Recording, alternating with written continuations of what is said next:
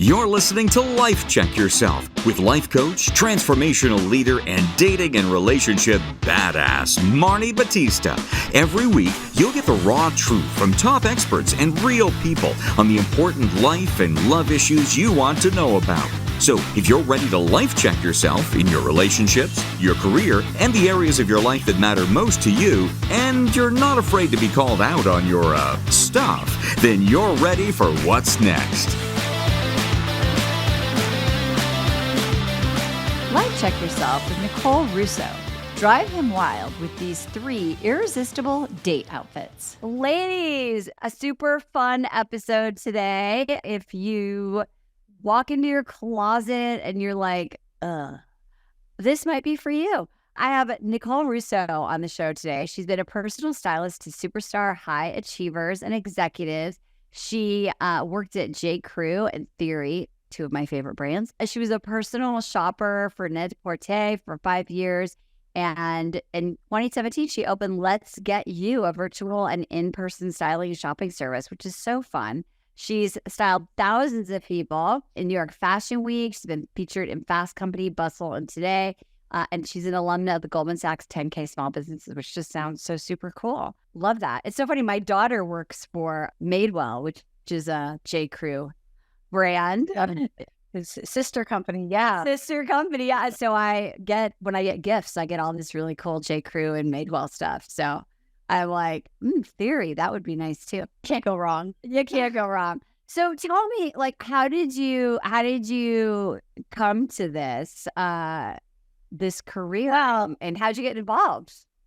Oh, it was like such an accident, as they often are sometimes, right? So I was a post-grad. I actually went to FIT in advertising, thought I'd be a copywriter.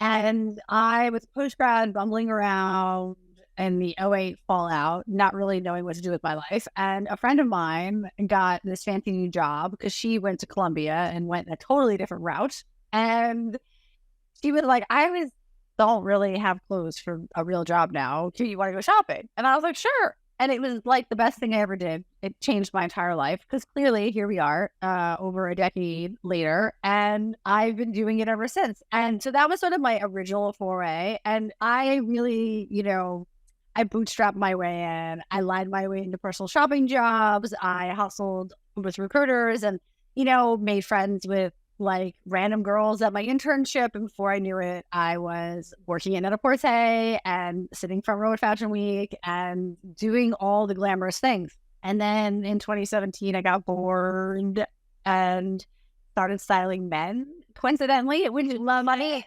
enough. Funny story, it came out of dating. And dating all around New York and realizing that a lot of the best men in Manhattan were not well dressed.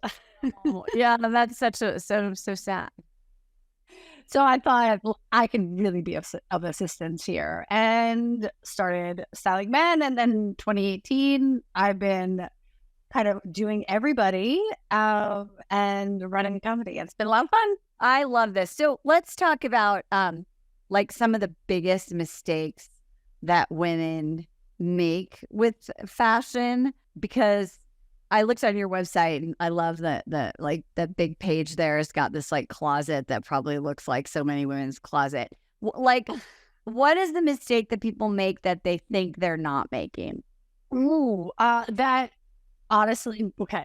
This might be a little controversial, but like, I love controversy. That it actually shouldn't matter, especially if you are trying to achieve a goal. Like that you can show up more like mediocrity or like not really putting as much effort into the way you dress because maybe men aren't or other people aren't, and therefore it shouldn't matter, but it does. And studies have proven that it does, and that impacts the way you feel, that impacts the way you're perceived.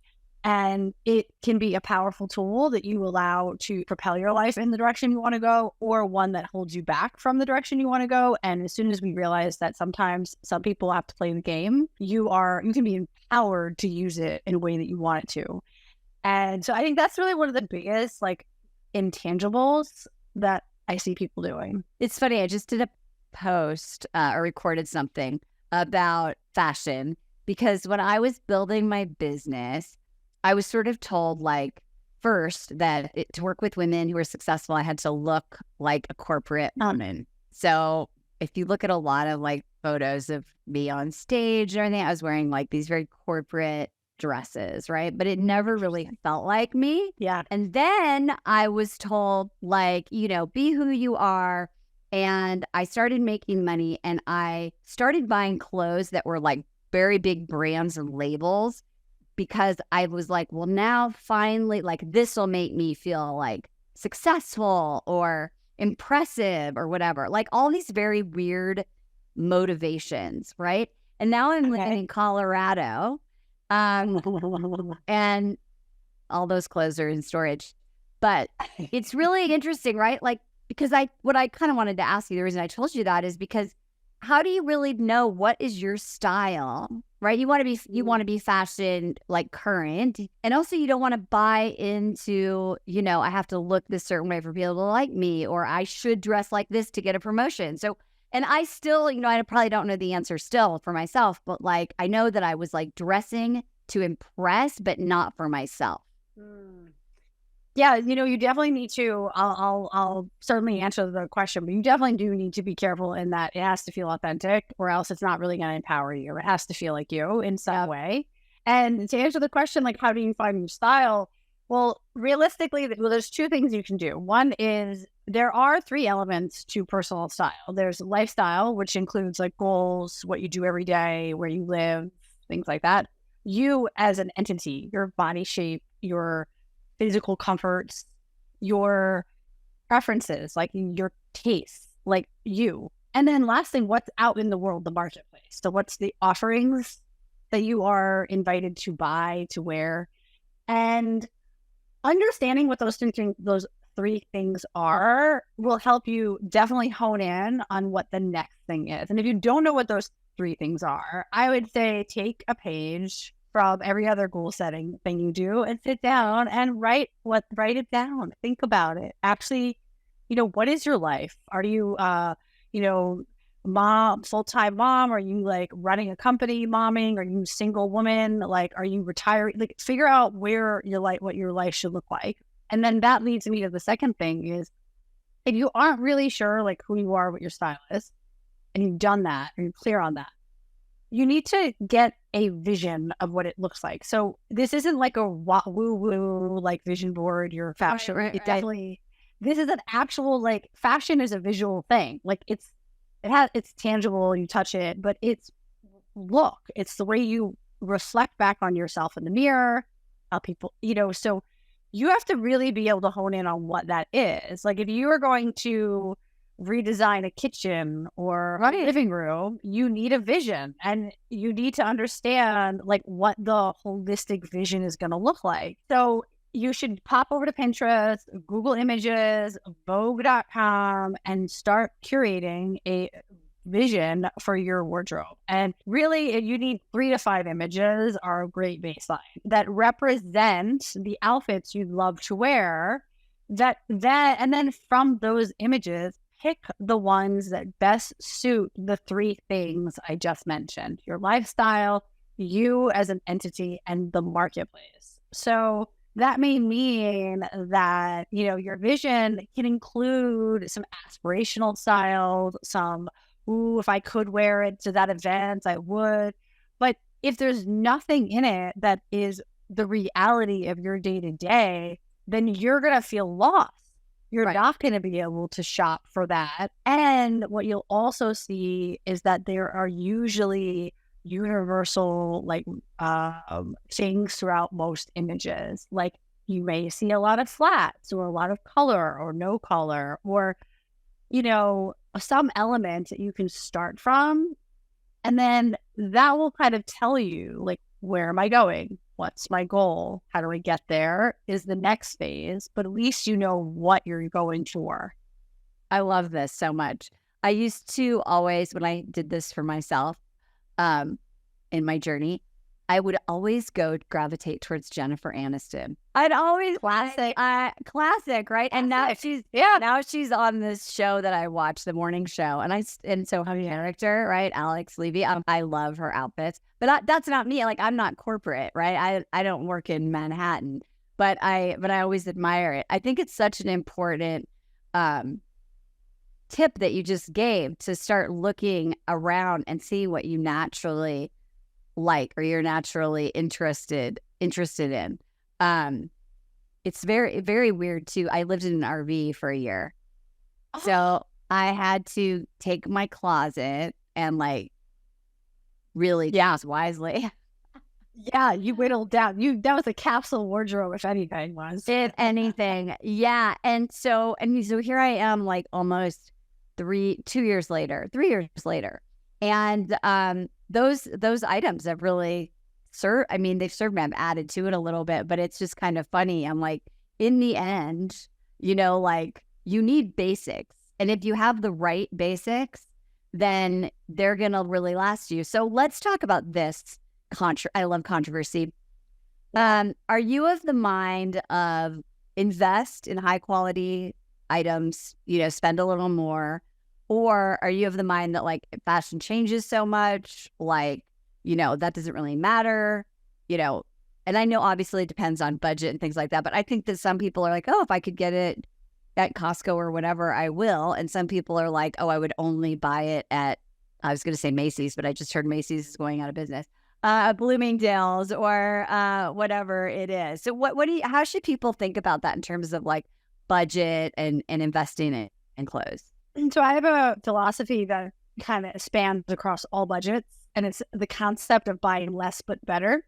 And it doesn't necessarily mean if you're shopping at TJ Maxx or Zara or Amazon, or you're shopping at Prada and Bloomingdale's, you still should be putting your money and your budget towards the best quality things that will have the longest life in your wardrobe. And when you do that, you lay bricks for things to compound, and that's how you build a wardrobe full of clothes that you love to wear and that you enjoy having, versus when you're just choosing based on the price, based on the impulsivity of a trend or peer pressure, which is very common. You end up purchasing good enough clothes that do not have a long-lasting stance in your wardrobe, and then you end up having a lot but feeling like you have very little. And worse. And you've eventually spent the same amount of money that you probably would have if you had just bought less things, but maybe a different price point per thing. You can approach that regardless of the overall budget or the location that you shop in. But the reason I look at it like this is also one of the reasons people struggle so much is because 90% of the time, like the things they wear 9 months out of the year, the sneakers, the jeans, the t-shirts, the basics, as we call them, they don't love them. They don't love their jeans. They don't love their shoes. They don't love them. It's all was good enough. And for example, someone might be obsessed with like an A Goldie, like $250 pair of jeans, and just be like, I can't spend that on a pair of jeans. And they're just like, no, like, and maybe you physically can't afford it, but like, that's a whole other conversation. We're talking about like, if you are financially constrained where, investing in your wardrobe is not where you're at, then yes, invest in other parts of your life first and then get there. But there are plenty of people who spend hundreds of dollars a month or thousands of dollars a month on junk. And I see it every day because I go into these closets and it's a European summer that they never wear living in their closet. And so instead of painfully like drawing out the process of trying to find something that you love or know you really want for half the price, a third of the price on sale, if you buy it and then you wear it every week for years and years and years, like this, is that not valuable? Is that not worth a couple of $100 more? I have jeans that I literally still wear that I bought years, like in 2000, what year are we in? 2016. I have a pair of jeans I bought in 2016. And I have so many things that were like a budget pusher that I knew to invest in that I've had for a decade or 12 years. So you definitely should rethink about, because fashion does change. But when you have good style, you can always change the way you wear what you have to adapt to fashion and not the other way around. And that's about putting outfits together. Yeah, and I think that's so huge, right? And that's what I was thinking when I was going through that process of cultivating my wardrobe down to, like such a small thing. And what's funny is I'm gonna have to move again because we're renting this place. And I was like, this is insane. And so I'm saying, like, I think this happens no matter what. I have stuff that I brought from LA that I put in my RV, that I drove around the country in, that I moved into this house, that I moved into that house. I still haven't worn them. Like, do you know what I mean? And I think I think the other thing is, like, which I want to talk about next, is like, why is it so hard for people to clean their closets and like get rid of stuff that doesn't fit or that, has the price tag on it? Like, because I think that is like a really important, like that says so much, right? Like about what we're willing to let go of so that we can be who we are now. Because then that ends up that thing you were talking about, right? Where you walk in and you're like, I literally hate everything I have. Yeah, it is. Well, first of all, part of the reason is that it's an overwhelming process. Who the hell wants to spend 6 hours on a Saturday, like combing through their like guilt and shame? I mean, come on, like that's honestly like it's arduous and it's a lot easier to ignore it and go to brunch or your kid's basketball game or work on your business or just live your life or read a book. So that's part of it. And I do have a solution for that can help you. But also, I say our closets are a metaphor for our life. So our past is in there, our self-judgment, like our reflection of who we were, who we didn't become, all these things, these dreams we held on to, but then they like all these stages as well. Like there's maternity clothes that you never got rid of because you thought you'd have the second, but then you never got to have the second, and then you'd have to go through that. And it's just, there's just all these stories that we tell, and we have to go through those stories and we unpack all of our junk. And when you have all of that emotional stuff, and then you have the actual daunting multiple hours combing through, and then there's also the like, you don't know your style or you don't know how to wear something, so you like kind of want to hold on to it. So I have one thing you can do, which is a process called Wear It Once. And it's actually how I help edit my own closet. I do my own purges throughout the year. It's actually obviously very natural for me. But one of the things I tell people is that if you aren't sure, if you don't know, wear it. Like, it's just like, if you aren't sure, go out with it again. You know what I mean? Wear it. Yeah. Like, just wear it. You're like, so I'm thinking of one thing. I'm like, could I wear that here?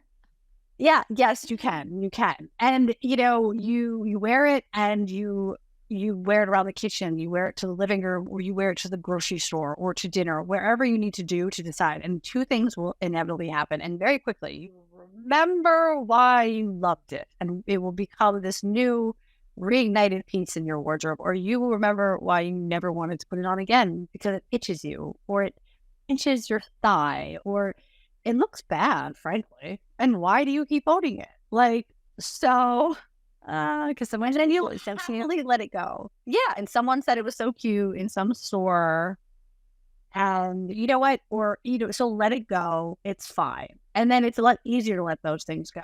So I love that. That's what I call wear it once. Yeah. And it's like food. Just put it in your mouth. Just do it once. See how it is. Like, if you don't like it, you can not try it again. You can let it go. And if you do that every day or every week, you aim to every time you get dressed, you wear one thing that you haven't worn, one new pair of shoes, one pair of pants.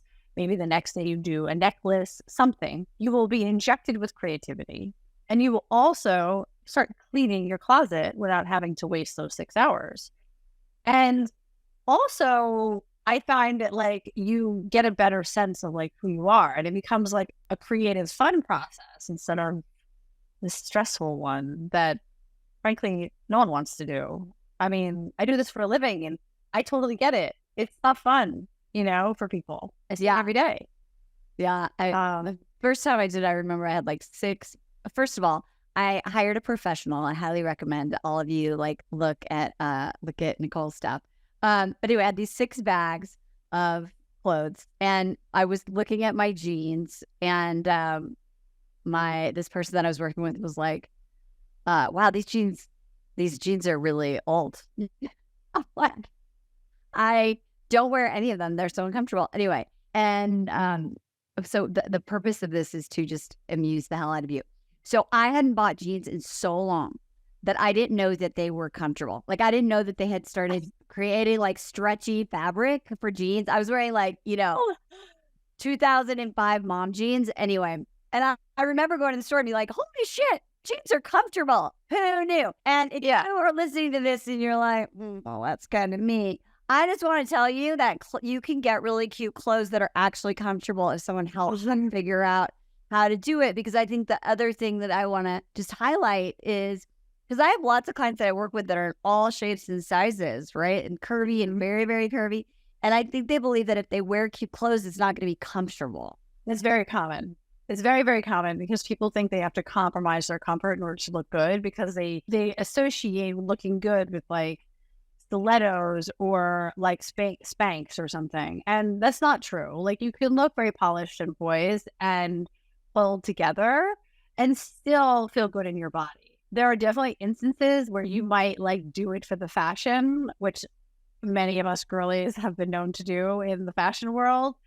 But if that's not something that serves you, then you don't have to do it. Like, women in New York are some of the most fashionable in the entire world, and they don't walk around in stilettos all day. Like, Sex and the City was not real. Like, none of us do that. Like, and they look amazing, the majority of them. So anyone can. And I think also people, when they are different shapes and sizes, and they, were indoctrinated for decades about the idea that the only way to dress as a woman was to do something that made you look smaller or skinnier or some other version of what is attractive. And style is not attributed to your size. It's balancing proportions, like, or playing with them, or color combination, and that is something, the great thing about clothes is that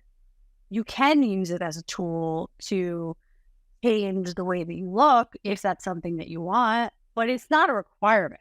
And Right. I really believe that when you look back at something that you're wearing and you feel really pretty or confident, your size starts to really matter less, because all you see is how beautiful you are. Aww. And that is really amazing. Yeah, it's really, there's incredible magic in that.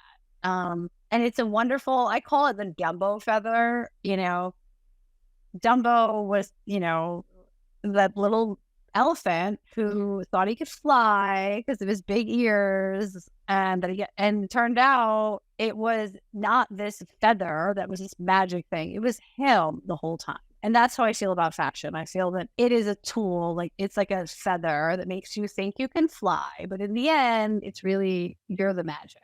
It starts with you. I love that. Okay, let's talk about dating. Just Yeah. because we have to do that. I mean, it's so important. So for when I work with someone, I don't make them, but I encourage them to work with someone on their clothes, and then we have a professional photographer, and they look really great. But they're really resistant at the beginning, even because they're like, well, I love this one outfit. I love my work clothes, or I look great in this. And I'm like, well, it might not be a great dating wardrobe. Mm-hmm. It might be great for work and networking, and you might have like a great thing to go to like the games with your kids or your grandkids or whatever the hell it is. But like, do you have dating clothes? So if you were going to describe a dating wardrobe and like say you need a capsule, what would be in it? Oh gosh. Okay. So I'm currently in a relationship, but I have to say that I think I dated like half of New York City in my heyday. So I think I was a really good dater. I mean, I definitely was a really good dater. And I think one of the reasons I was a good dater is because I knew how to dress for a date. Right. And yeah, I think it really helped separate me, from the pack. So to answer your question, like, what makes a great dating wardrobe is, first of all, be a notch up above the rest. It kind of goes back to what I said in the beginning, where, don't compromise. Every first date or second date or third, every early stage date is an opportunity to really outshine people's expectations. And we do make quick assessments, and with the way we look and smell and present is going to influence attraction initially. And when you present this beautiful, like, polished piece of jewelry as a metaphor, they're going to see the shiny, beautiful thing and be like, ooh. And how do you do that? Well, details. So you definitely want to make sure that you're wearing things that are really for great condition, that also show your body and your femininity in a way that definitely makes you feel sexy. So I, as a stylist, have my own point of view of that. I, as an individual, have my point of view on that. But, like, what makes you feel really sexy. And I'm telling you, it is not your, like, Lululemon. I don't care what you say. Like, it's that. And if what makes you feel sexy is like a pretty mini dress and stilettos, fine. But if you feel really great in, like, a fantastic pair of jeans and a t-shirt and, like, a lot of gold jewelry and a beautiful wedge or something, great. But, like, what is your notch? So you want to really dress for it in a way that, like, says, I made effort. Yes, here.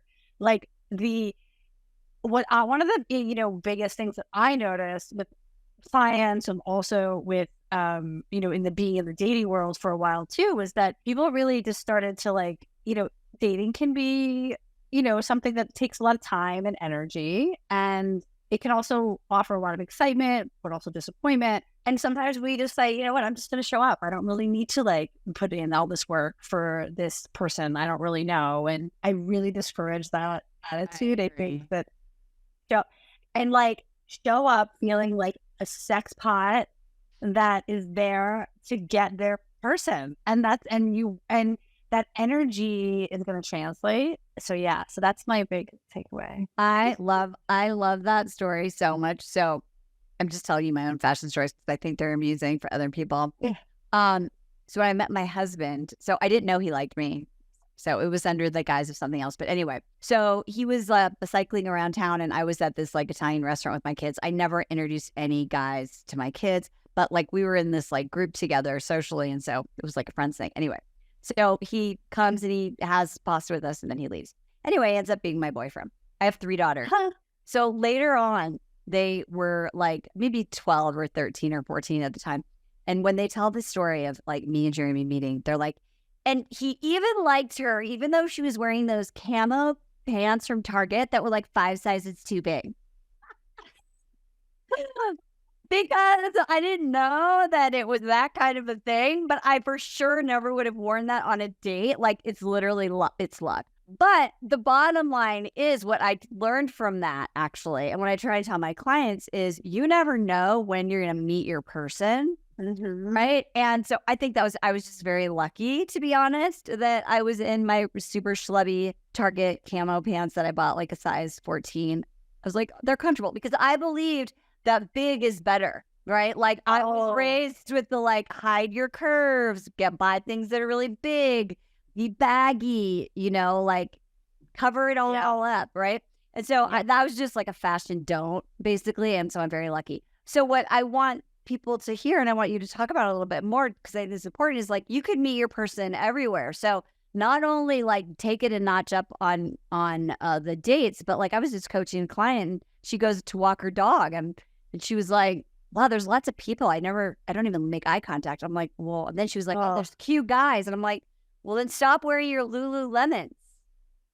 Yeah, and make eye contact. Sorry. Yeah, for sure. So this wardrobe thing is like, yes, you need to have a dating wardrobe. And every time you go out the door, like, if you're single and you want to mingle, like, you have to look like you give a shit. Yeah, on top of that, that's why having a wardrobe that is cohesive and feels great, no matter where you're going or what you wear is going to set you up for success. You can be walking the dog or running errands and you're going to look like a little bit of a hottie because that's the hottest version of you. And you carry that energy in every outfit. And like, that's real. That's a real thing. And that's something that's available, I believe, to everyone with the right clothes and the right attitude. And, I agree. Like, I don't think that everybody can take a pass when they're like, occasionally you look like a slump. Yeah. But if you're at baseline, you're right. Like we live 80 to 90% of our lives is lived day to day. It's like the grocery store, the subway, like the Verizon to get your broken phone fixed. And these are all opportunities to flirt, meet people, create impressions. And you never know who might catch your eye and you might catch theirs because you are taking it up a notch. You are showing up in a little bit more glamorous or, pulled together way. And it will impact your mood too and your willingness to talk to them. If you see someone looking at you, and I look cute today, you're going to flirt back. You're going to be like, yeah, my hair is cute. Like you're going to have that energy. And, when you have the things in your life, like a good wardrobe and, a good skincare routine, things that just support you feeling beautiful day to day, it doesn't feel like work.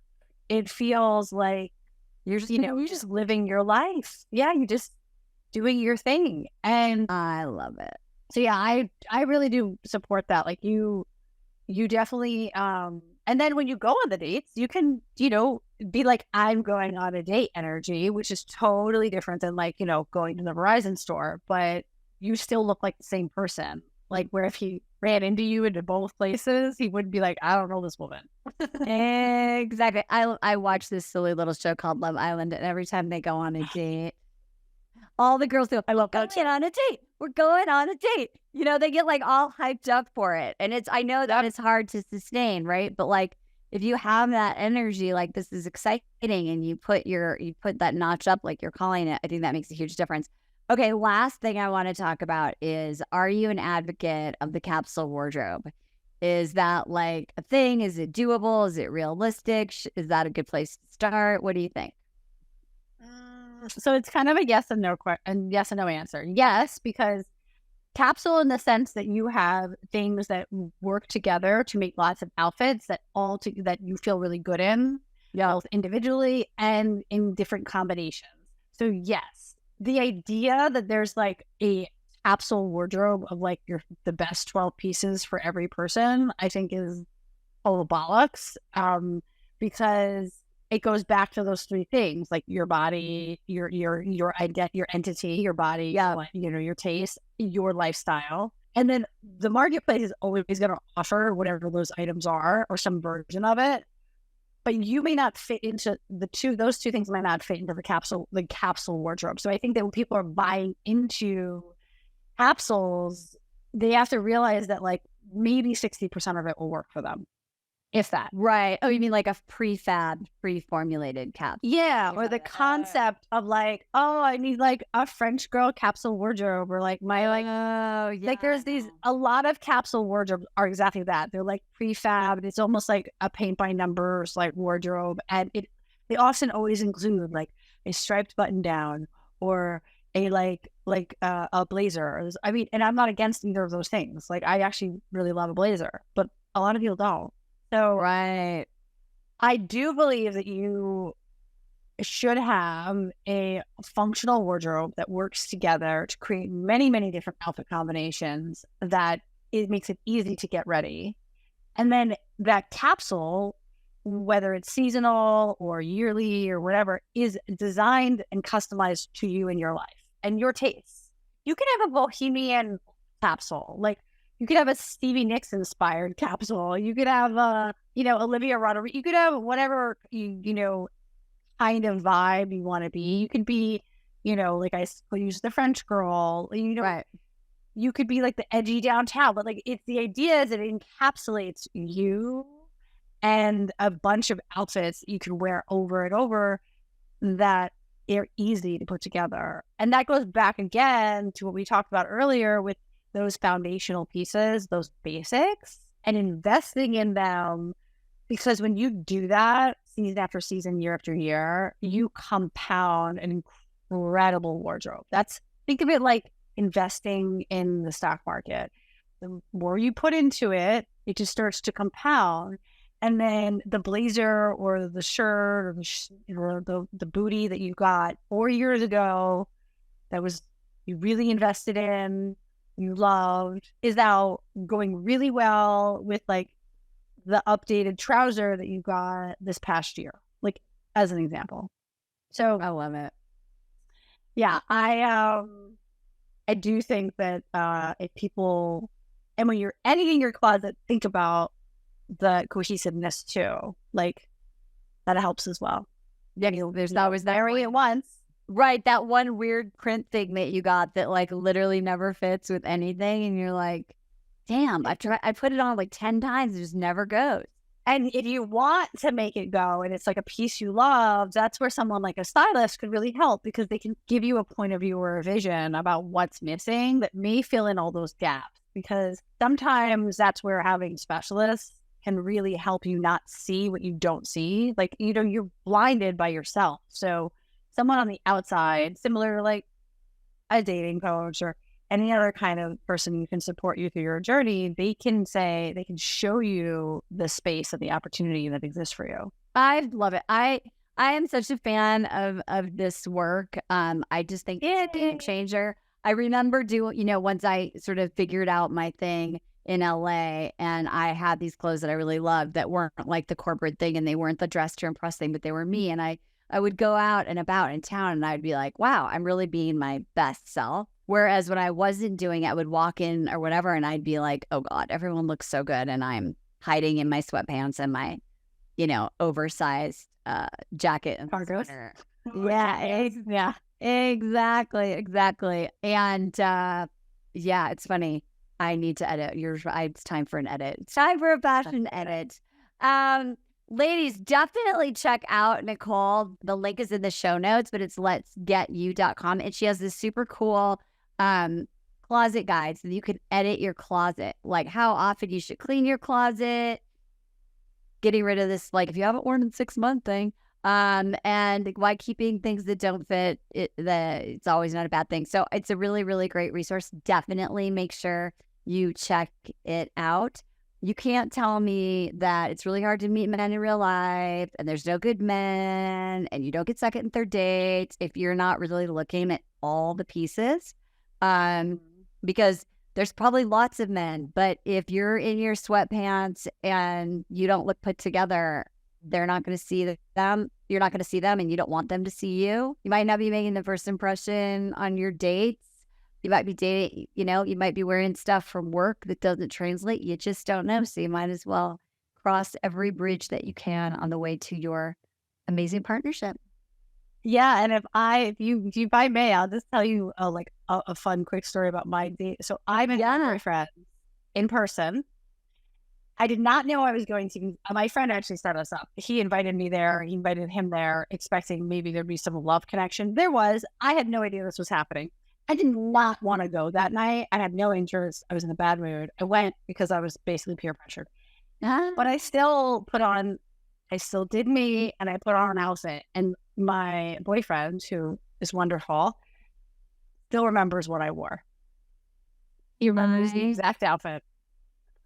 I am not surprised, because when I have my clients do their photos, actually I just interviewed someone who's like a success story, and they all say that the guys are like, when I saw that photo of you, like in a real dress or in that one outfit, like I will never forget that, right? Like, and so I'm just telling you, ladies, like, then I've been saying this a lot, but I think there's like this whole thing around dating right now where you're like supposed to act like you don't give a shit. You're like, yeah, I'm online, but like whatever, I'm swiping, because you don't want to put yourself out there and be like, I'm actually looking for a damn man, right? Yeah. And I want to have a healthy partner. So you, like you said, you're like, could be waste of time. I'm not going to give a shit. It's just coffee.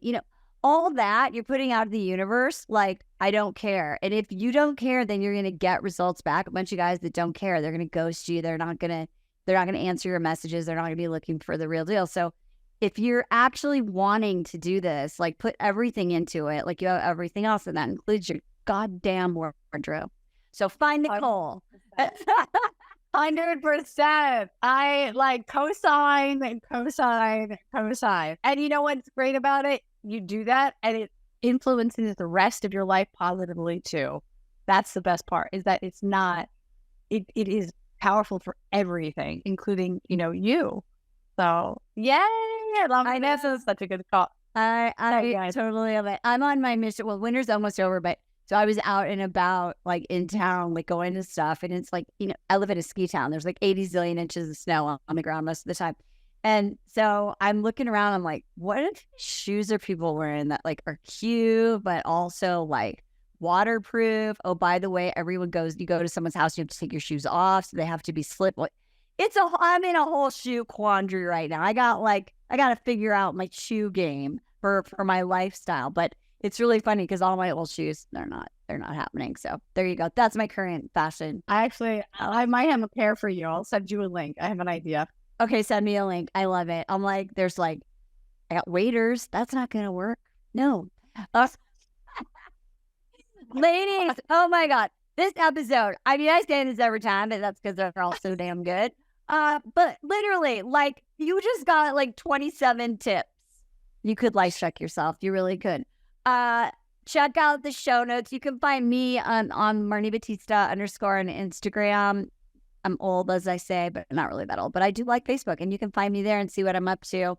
Where is there some place where they can find you, Miss Nicole? Yeah, so definitely it's _ Let's Get You. It's spelled just like it sounds, similar to letsgetyou.com. And if you do want to grab that closet edit guide, you go to letsgetyou.com/closet edit, and I'll walk you through how to prune that closet without the pain.